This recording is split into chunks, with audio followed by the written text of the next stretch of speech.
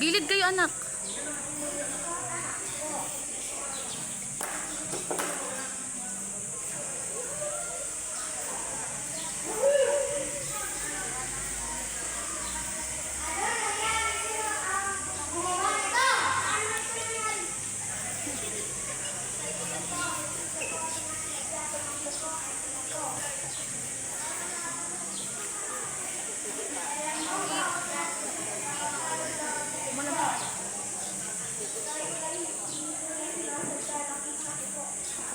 Opo, nagkakalik po siya at ina na naman po.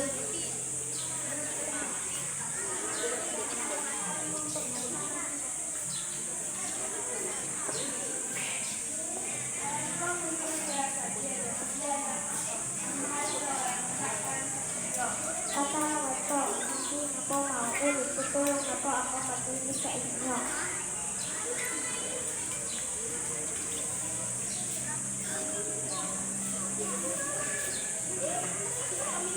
Rohan. May aral, ang pag-amin sa pagkakamali ay tanda ng katapangan.